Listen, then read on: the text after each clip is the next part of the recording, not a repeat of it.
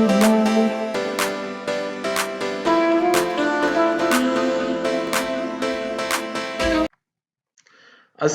वालेकुम प्यारे बच्चों, वेलकम टू माय चैनल नूर 360। तो बेटा जी एक नई वीडियो के साथ हाजिर है। और जैसे कि आप पहले से जानते हैं कि हम लोगों ने चलाई हुई है। सीरीज का नाम क्या है जी? सीरीज का नाम हमारे पास यही है, guest paper model paper discussion. तो हम लोग मॉडल पेपर को डिस्कस कर रहे हैं और खासकर सेक्शन है जो कि ग्रामर, कंप्रिहेंशन और वोकेबलरी पे मुश्तमिल है। सबसे पहले उसको डिस्कस करेंगे, बीसी की बारी बाद में आएगी। तो चले जी बढ़ते हैं अपनी वीडियो की जानिब। अच्छा जी, अगर आप हमारे साथ जुड़े रहेंगे और इंशाल्लाह ये 10 मॉडल पेपर हमारे साथ डिस्कस करेंगे तो इंशाल्लाह आपका सेक्शन ए और सी बिल्कुल 100% इंशाल्लाह क्लियर होगा। तो चले जी अब चलते हैं जी क्वेश्चन नंबर 1 की जानिब। The ability to do something that you know is difficult और डेंजरस। बोलते हैं वो वाली काबिलियत जो आप समझते हैं किसी काम को करने की कि वो काम मुश्किल भी है और खतरनाक भी है। तो जी करेज, करेज सही है जी। तो फर्स्ट क्वेश्चन का आंसर है करेज। आप इसको टिक कर लें और वहां आपने इसका रेलेवेंट बबल फिल कर लेना है। दूसरा क्या है? लिटरेचर की टर्म्स है जी। वो कह रहा है कि story sometimes of a national और फोक हीरो। बोलते स्टोरी बाज औकात नेशनल कौमी और फोक जैसे लोक hero Sassi Punnu, Shirin Farhad which has a basis in fact but also include imaginative material. बोलते हैं उनकी हकीकत तो कुछ होती है लेकिन उसमें कुछ इमेजिनेटिव मटेरियल भी, तस्वराती ख्याली अपने जहन से भी कुछ मिला देते हैं। तो इसे हम लोग लेजेंड कहते हैं। अच्छा, ये स्टोरी की जितनी टर्म्स हैं या जो लिटरेचर की टर्म्स है, जनरा ऑफ लिटरेचर है, उसको हम लोग एक अलग से वीडियो में भी डिस्कस करेंगे। लेकिन फिलहाल जो तारीफ आ रही है और जो उसके बारे में बता रहा हूँ उसी को नोट करें तो आप ये समझ लें कि लेजेंड क्या होता है। फोक और नेशनल हीरो के बारे में होता है, कुछ उसकी बेसिस भी होती है लेकिन उसमें कुछ इमेजिनेटिव मटेरियल भी मिलाया होता है। तो ये तो होता है जी legend. Question number 3. Which one of the following sentence exemplifies hyperbole? Hyperbole क्या है जी? आप किसी भी बात में अगर ओवर स्टेट कर देते हैं, एक्सेजरेट कर देते हैं, बढ़ा चढ़ा के बयान करते हैं तो उसको हम लोग हाइपरबली कहते हैं। जैसे अब river of blood flowed on the battlefield. बोलता है कि जो बैटलफील्ड थी मैदान जंग में दरिया बह रहे थे खून के। तो यही वाली बात है। तो फर्स्ट हमारा यही आंसर है क्योंकि इसने क्या किया, इसने इसको एग्जेजरेट किया, ओवर स्टेट की दिया। ऐसा तो नहीं था लेकिन वहां था, खून खराबा ही था, लेकिन हमने अपनी बात में इफेक्ट डालने के लिए, आपको परसुएट करने के लिए हमने उसको एग्जेजरेट करके बयान दिया। तो इस फिगर ऑफ स्पीच को हम क्या कहते हैं जी? हाइपरबली। बाकी को भी चेक कर लेते हैं ताकि थोड़ी सी आपको, क्योंकि हाइपरबली की अपना ये जो क्वेश्चन होता है जिसमें फिगर ऑफ स्पीच पूछे जाते हैं, कम से कम 2 तो होते ही हैं। तो ये इंपॉर्टेंट है, इन चीजों को आपने समझना है। Camel is the ship of the desert. देखिए 2 चीजों का कंपैरिजन है। एक क्या है जी? एक आपका शिप है और दूसरा आपका कैमल है। उन दोनों को इसने कंपेयर किया तो डायरेक्ट कंपैरिजन है। तो इसको हम कहते हैं मेटाफर। अगर ये इस तरह होता, camel is like the ship of the desert, तो फिर ये क्या होता है? ये सिमली होता है। जब 2 चीजों का कंपैरिजन के लिए हम लोग लाइक, एज और सो जैसे अल्फाज इस्तेमाल करते हैं तो वो सिमली होती है। और जो इस तरह डायरेक्ट कंपैरिजन, अगर डायरेक्ट उसका नाम इसको दे दे जैसे camel is the ship of desert, तो ये मेटाफोर है। अच्छा जी, इस सी पे चलें। Opportunity knock at the door but once. मौका जो है दरवाजा खटखटाता है लेकिन एक बार। अब देखो दरवाजा खटखटाना प्रॉपर्टी है इंसान की, लेकिन हमने क्या किया, नोशन है अपॉर्चुनिटी, हमने इसको ये प्रॉपर्टी दे दी। जब इस तरह किया जाता है, जब इन एनिमेट चीज को आप किसी जिंदा जानदार की प्रॉपर्टी दे दें तो वो कहलाता है जी पर्सोनिफिकेशन। यहाँ देखते हैं, oh my love like a red red rose. देखो ओ माई लव, ये भी वही नोशन को इसने क्या किया, डायरेक्ट एड्रेस कर दिया किसी मुर्दे को, या किसी नोशन लव हो गया, हेट्रेड हो गया, या किसी एब्सेंट बंदे को डायरेक्ट मुखातिब करने वाले फिगर ऑफ स्पीच को हम लोग कहते हैं जी अपोस्ट्रॉफी। सही, अपोस्ट्रॉफी। तो ये थी अपोस्ट्रॉफी। 4 पे चलते हैं जी। Nasreen thought she was very smart in finding a good joke to play on her elder brother. बोलता है नसरीन समझती है, नसरीन ने सोचा कि वो बहुत स्मार्ट है अपने जोक तलाश करने में जो वो भाई के साथ खेले, मतलब प्ले अ जोक होता है किसी का मजाक, play a trick, play a joke किसी का मजाक उड़ाना, सही है, या किसी के साथ कोई मजाक करना। तो स्मार्ट का यहाँ पे हमारे पास सिनोनिम तलाश करना है जो अंडर लाइन वर्ड है, तो इसका सिनोनिम है जी क्लेवर। तो क्लेवर इसका है, बाकी को भी चेक कर लेते हैं। स्नेकी क्या क्या होता है? स्नेकी कहते हैं जी मार्क बाय डिसेप्शन, मकार, धोखाबाज, तो ये तो नहीं हुआ। विशफुल, ईगर, सही है, इसका सिनोनिम ईगर होगा। थैंकफुल क्या होता है जी? ग्रेटफुल क्या होता है? ये थैंकफुल इसका सिनोनिम है। इसका मतलब ग्रेटफुल क्या है? एहसानमंद। विशफुल क्या है? ये कुछ किसी चीज की इसकी ख्वाहिश अभी है। स्नेकी तो मकार है। I set my alarm clock because I have to dash early in the morning। तो क्या है जी? वोकेबलरी का टेस्ट है। आप फ्रेजल वर्ब दिए हुए हैं, आपने से इसमें से चुनना है। तो आपको पता है गेट अप क्या होता है जी? गेट अप, गेट अप जागना होता है, सही है। तो यहाँ पे हमारा आ जाएगा गेट अप। ये कह भी रहा है कि मैंने अपना अलार्म सेट किया क्योंकि मैंने सुबह जल्दी उठना था, तो उठने के लिए हमारा गेट अप है।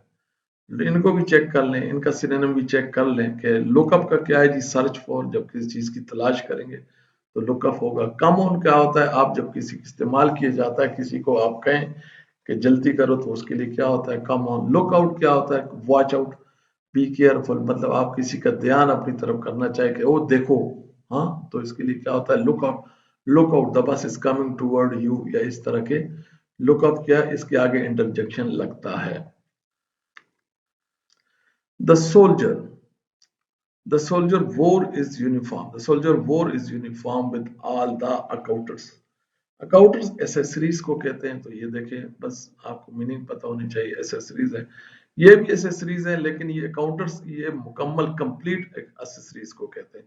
और यहाँ मेडल भी, अगर ये सोल्जर है तो यूनिफॉर्म पे मेडल रिबन वगैरह पहनेगा, लेकिन यहाँ हमारा जवाब इन दोनों को या इनसे और भी मुख्तलिफ चीजें आती है, जो इस अकाउंटर का मतलब यही है कि इसका क्या है? एसेसरीज। तो विद ऑल एसेसरीज सोल्जर ने अपनी यूनिफॉर्म पहनी। अच्छा जी, question number 7, why should not break the rules? Law को क्यों नहीं तोड़ा जाए? तो एक्टिव में है, तो कह रहा है इनमें से बताएं कि देखो, the law, we should not break the law, हमें कानून नहीं तोड़ना चाहिए। इसका आपने बनाना है पैसिव। तो सबसे पहले तो देखें, आपने अगर पैसिव बनाना है तो यहाँ जो इसका सब्जेक्ट है वो ऑब्जेक्ट हो जाएगा। आपको पता है शुड इस्तेमाल किया गया, तो शुड के साथ क्या लगेगा? बी फॉर्म लग जाएगा। और जो वर्ब की फॉर्म है ब्रेक, तो ये इसकी तीसरी फॉर्म लगी जाएगी, और तो ब्रोकन हो जाएगा, सही है। तो इसको यहाँ हम लेंगे, इस यहाँ के ऑब्जेक्ट को सब्जेक्ट बना देंगे, तो हम कहेंगे द रूल, शुड के आगे लगेगा शुड नॉट बी, अब बी लग जाएगा, सही है, शुड नॉट बी ब्रोकन। तो the rule should not be, ये the rule should not be broken. तो यहाँ भी इसका क्या है जी? बी। टिक नहीं लगाता हूँ, वो टिक हमारे साथ साथ चल रहे हैं।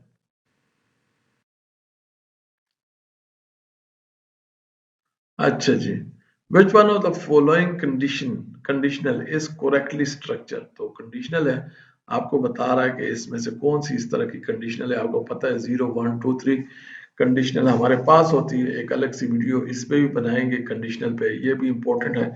लेकिन यहाँ देखा जाए, आपको पता है कंडीशनल में क्या होता है? ओपन कंडीशन होती है जिसमें दोनों टेंस प्रेजेंट सिंपल में होते हैं। इस तरह अगर फर्स्ट में देखा जाए तो पहला सिंपल में होता है, जबकि दूसरा पार्ट जो होता है वो फ्यूचर सिंपल में होता है। तो मुझे ये यही लग रहा है कि पहला जो है ना, यहाँ सिंपल में देखो, और दूसरा क्या देखो? दूसरा आपने प्रेजेंट में देखना है। तो ये यही वाला है। If you set your mind to a goal, अगर तुम अपना दिमाग किसी टारगेट पे सेट करते हो, तो बोलते हैं बिल आखिर इवेंचुअली आप इसको अचीव करते हो। तो यही है, अगर इफ से शुरू किया जाता है तो कॉमा लगता है, कॉमा लगा हुआ है। और अगर ये सिंपल में है तो ये, अगर ये प्रेजेंट सिंपल में है तो ये क्या होगा जी? ये फ्यूचर सिंपल में है, तो you will eventually achieve it. तो यही हमारा जवाब है। हम इंशाल्लाह कंडीशनल पे एक पूरी की पूरी वीडियो बनाएंगे। अच्छा जी, question number 9, which of the following sentence contain the example of gerund phrase? Gerund phrase, gerund क्या होता है? आईएनजी फॉर्म होती है। तो जेरेंड के समझने के साथ साथ आपको जो है ना पार्टिसिपल का पता होना चाहिए।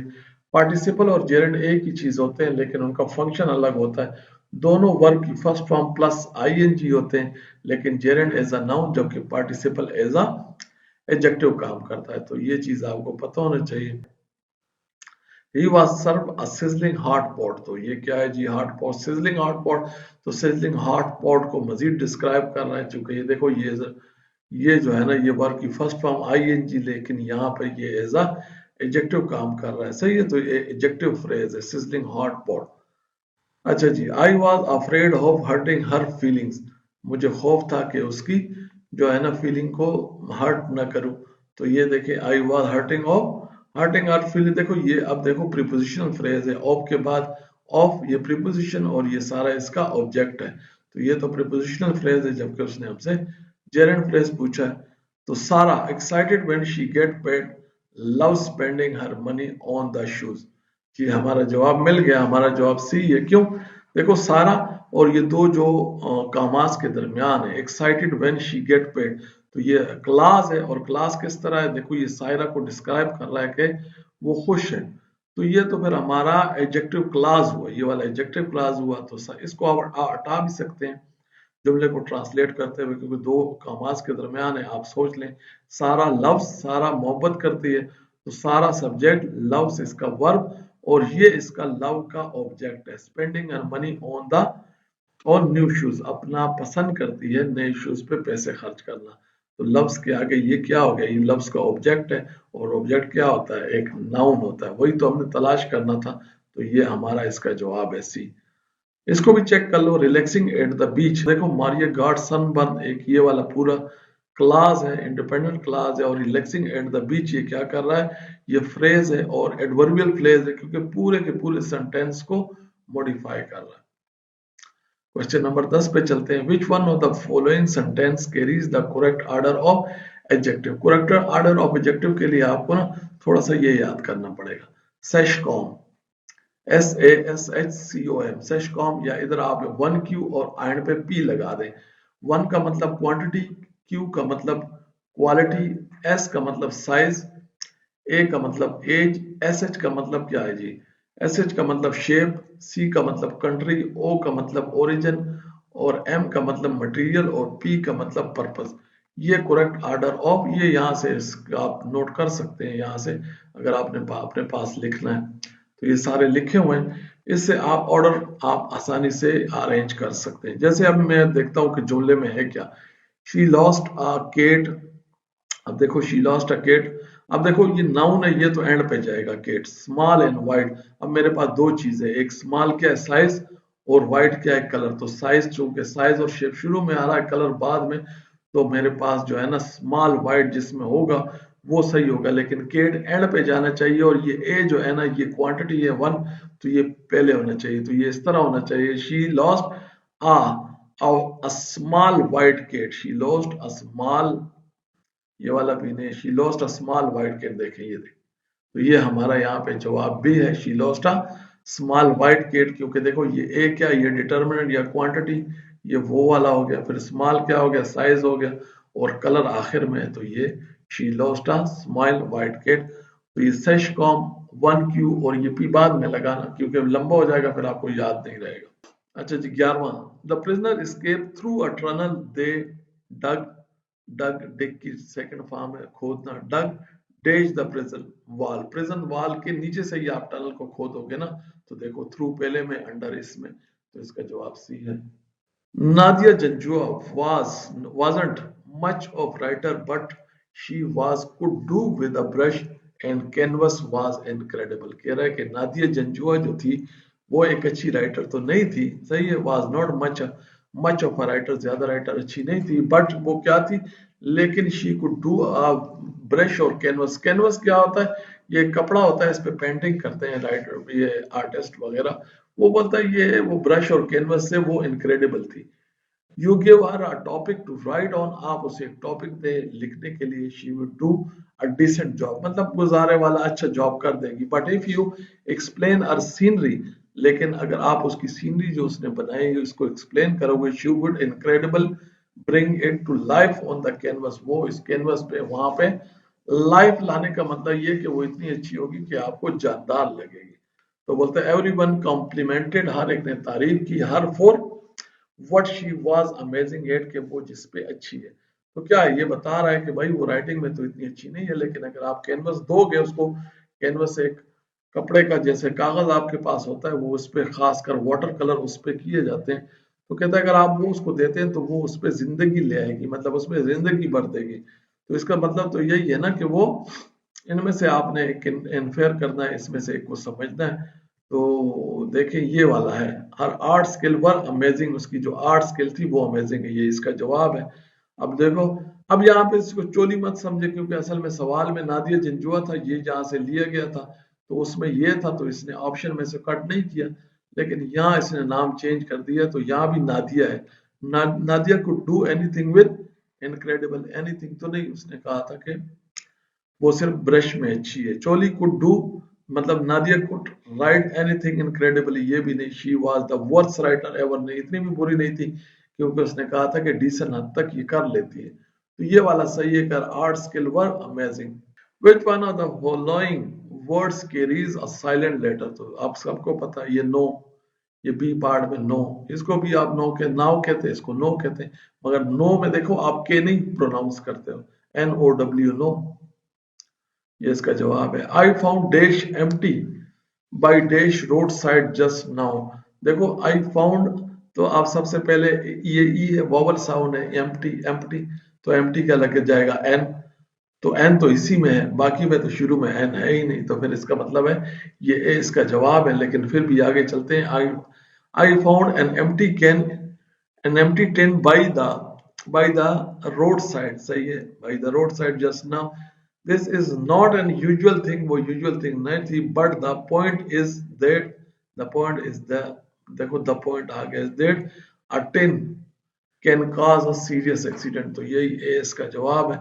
यहीं से ये क्लियर हो गया था कि क्योंकि ए एन इसके अलावा किसी में नहीं था, और ये वोवल साउंड थी, तो ये आर्टिकल ए एन, ये इनडेफिनेट जो आर्टिकल है ये ए एन यहाँ लगेगा। A very strong man, Uncle Tariq, was able to carry the entire pallets of bricks. Pallet of bricks जो गत्ती है, जो आप पैलेट लगाएं एक दूसरे के ऊपर ब्रिक्स लगाएं by himself। तो बोलता है ये बताएं कि ये जो है ना, ये जो अंडरलाइन वर्ड है अंकल तारिक, ये क्या है। तो ये भाई ये पहले ही सही, अपोजिशन में ये क्या होता है, जब वो नाउन इन अपोजिशन क्या होता है, जब ये वाला इसी को डिस्क्राइब करे या ये इसी को डिस्क्राइब करे। जैसे अब वेरी स्ट्रॉन्ग मैन कौन है, अंकल टॉम, हम अंकल तारिक ही है, और ये अंकल तारिक क्या कर रहा है, ये इस वर्क का ये भी है। अगर आप इस तरह करें, uncle Tariq was able to carry, तब भी सही है। A very strong man was carry, तो ये क्या कर रहा है, उसी अ वेरी स्ट्रॉन्ग मैन को तो फर्दर डिफाइन कर रहा है। अंकल तारिक कौन है, यही अ वेरी स्ट्रॉन्ग मैन। तो इसको, इस किस्म के स्ट्रक्चर को हम कहते हैं, ये वाला अपोजिशन नाउन है, सही है। ये क्या है, अपोजिशन नाउन। अच्छा जी, question number 16, cookies and muffins are available for dessert. Dessert क्या होता है, मेन खाने के बाद जो आपको स्वीट दी जाती है उसे डिजर्ट कहते हैं। Neither is appealing to me, इनमें से कोई मुझे पसंद नहीं था, दिल नहीं चाह रहा था किसी का भी। तो नीदर देखो किसके लिए, दोनों के लिए, कुकीज के लिए भी और मफिन। नीदर का मतलब ये है कि कुकीज भी नहीं और मफिन भी नहीं। तो इस किस्म के ये क्या है, ये नीदर प्रोनाउन है, और इसको हम कहते हैं डिस्ट्रीब्यूटिव प्रोनाउन। क्यों, ये दोनों में डिस्ट्रीब्यूट हुआ है। तो डिस्ट्रीब्यूटिव प्रोनाउन होते क्या क्या है, neither, everyone, any, none, no. तो ये क्या है, ये हमारे डिस्ट्रीब्यूटिव प्रोनाउन है। Indicate all the members separately, हर एक को अलग अलग, ना तो मफिन और ना कुकीज, तो इसको हम कहते हैं distributive pronoun. Demonstrative, this, that, वो वाले प्रोनाउन होते हैं कि दिस बुक इज माइन, तो वो डेमोन्स्ट्रेटिव प्रोनाउन होते हैं। इंडेफिनिट जैसे समबडी, समवन, ये क्या है जी, ये इंडेफिनिट प्रोनाउन है। फिर दूसरा है रिफ्लेक्सिव प्रोनाउन, यूर सेल्फ, ये इस तरह माई सेल्फ जो होते हैं वो, इसमें दो कैटेगरी होती है, एम्फेटिक भी आते हैं, लेकिन ये भी इंशाल्लाह इसकी भी एक वीडियो हमने आगे चेक करनी है। अगला जी 17 पे चलते हैं। College professor Steve William was review the scholarship application, वही वाला काम जो पहले उसने किया था, ये भी अपोजिशन में। देखो कॉलेज प्रोफेसर कौन है, स्टीव विलियम, दोनों एक ही चीज है ना, कोमा नहीं लगेगा। अगर ये स्टीव विलियम पहले लगता ना, तब फिर उसके बाद कोमा लगना था, स्टीव विलियम फिर college professor will review the, अब सही है, college professor Steve William will review the. तो अब ये हमने बताना है कि ये है क्या जी, तो एडवर्ब है, एडजेक्टिव है। देखो सबसे पहले तो ये जो है ना, ये फ्रेज है, क्लास नहीं है, तो क्लास वाले तो काट दो। ये क्या कह रहा है, एडवर्ब, एडवर्ब तो नहीं है, क्योंकि ये स्टीव विलियम के बारे में बता रहा है। क्या बता रहा है, तो स्टीव विलियम के बारे में बता रहा है इस वक्त। तो ये अपोजिशन नाउन फ्रेज है। क्या है? ये अपोजिशन नाउन फ्रेज है। और अगर ये एडजेक्टिव फ्रेज आता ना यहाँ पे दूसरा, अगर मेरे पास एक ऑप्शन होता कि एडजेक्टिव फ्रेज, तो ये एडजेक्टिव फ्रेज ही है भाई। क्यों? ये विलियम, स्टीव विलियम के बारे में बता रहा है कि वो कॉलेज प्रोफेसर है। Question number 18, which one of the following sentence carries a noun phrase? किस वाले सेंटेंस में नाउन फ्रेज है? We enjoy playing tennis. We subject, enjoy verb, playing tennis क्या है? इसका ऑब्जेक्ट। सही है जी। और ऑब्जेक्ट आपको पता है जब भी होगा वो नाउन होगा। और ये दो है नाउन फ्रेज, वो दो अल्फाज से जो मिलके बनता है वो फ्रेज होता है। तो ये हमारा नाउन फ्रेज है। ये पूरा हो गया। इसको देखो, the book is the heaviest of all. इसका द बुक क्या है? सब्जेक्ट है। इज क्या है? वर्ब है। और ये क्या है? इसका ये कॉम्प्लीमेंट है। क्या है जी? द हैवीएस्ट ऑफ ऑल क्या है? इसका कॉम्प्लीमेंट है। और ये इसका यहाँ पर जो है ना, ये एडजेक्टिव के तौर पे इस्तेमाल हुआ है। Heaviest of the all, the book heaviest, तो ये तो एडजेक्टिव हुआ। फिर your cookies smell very tempting. अब ये सेंसेस वाले जितने भी वर्ब होते हैं आपको पता है वो ऑब्जेक्ट नहीं लेता है, ये इसको कॉम्प्लीमेंट होता है। तो your cake smells very tempting. आपका जो केक की स्मेल है वो टेम्पटिंग है, आपका दिल उसकी तरफ ललचा रहा है, ये भी नहीं है। ये answer in a rude manner, ये answer in a rude manner. देखो आंसर ही सब्जेक्ट, आंसर इसका जो है ना वर्ब है, in a rude manner prepositional phrase है। और ये एडवर्बल, एडवर्बल किस तरह उसने जवाब दिया? रूड मैनर में। तो ये मैनर का एडवर्ब है। तो ये आपका जवाब ए है। अब ये जी 19 पे चलते हैं। फिक्शन विद, अच्छा, फिक्शन विद अ स्ट्रेंज और अदर वर्ल्डली सेटिंग और character. Fiction with invites the suspension of reality is called, इसको फैंटेसी कहते हैं।